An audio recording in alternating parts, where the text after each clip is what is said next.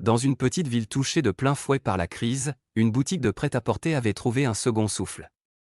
On l'appelait « l'atelier de Pierre ».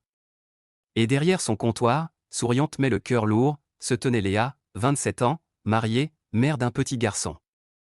Elle était la nièce du patron, celui qui avait redressé la boutique au bord de la faillite 2 ans plus tôt. Pour Léa, ce poste était une bouée, son mari Marc étant au chômage depuis 6 longs mois.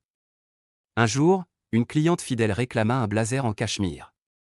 En le sortant de son emballage soigneux, le doigt de Léa accrocha l'étiquette. Cachemire d'Écosse, made in Italy.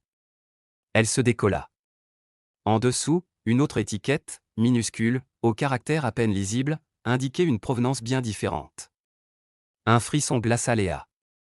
Ce n'était pas un accident de fabrication. C'était une contrefaçon.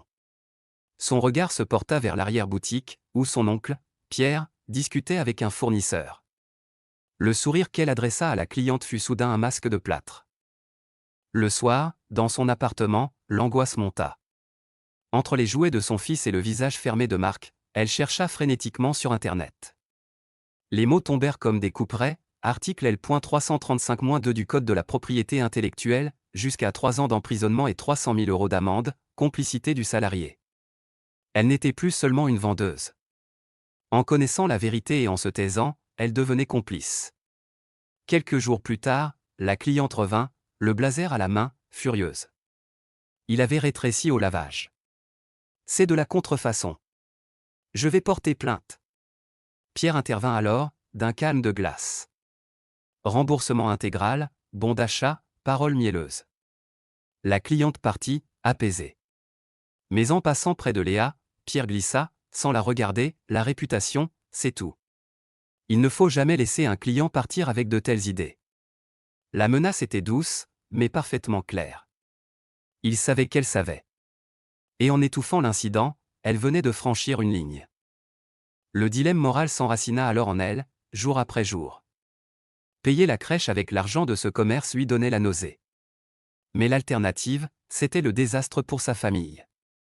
Jusqu'à ce qu'une femme sobre entre dans la boutique. Inspection de la DGCCRF, la répression des fraudes. L'inspectrice Dupont demanda les factures. Pierre présenta un classeur impeccable pour les articles basiques, mais esquiva pour les produits de luxe, invoquant un catalogue. Un mensonge éhonté. Léa, paralysée, joua son rôle. L'inspectrice partit, semblant non convaincue. Par la vitrine, Léa la vit noter des éléments dans sa voiture. C'était son moment. Courir. Tout révéler. Elle se tourna vers Pierre. Il la fixait, immobile. Dans son silence, elle lut tout l'édifice de dette, de gratitude et de peur qui les liait. Elle baissa la tête. Elle ne courut pas. La nuit qui suivit fut une torture. Écrire une lettre anonyme. La déchirer. Voir en rêve les scellés sur la boutique. Le lendemain, épuisée, elle tomba sur une vieille photo, son oncle, joyeux, la portant sur ses épaules devant la boutique d'autrefois, une boutique vraie. Cette image fut l'étincelle. Quand l'inspectrice Dupont revint, quelques jours plus tard, avec un mandat de saisie, l'atmosphère se figea. Pierre pâlit. Il regarda Léa, cherchant une trahison ou un soutien. C'était l'instant du choix irrévocable. Léa prit une profonde inspiration. D'une voix claire qui tremblait à peine, elle s'adressa à l'inspectrice, « Je peux vous fournir des éléments. Les étiquettes originales.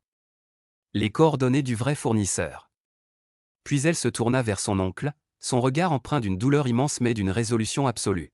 « Tu as sauvé la boutique, oncle Pierre. Mais pas comme ça. Je ne peux plus sauver ma famille en risquant de la détruire. » L'affaire fut juridiquement limpide.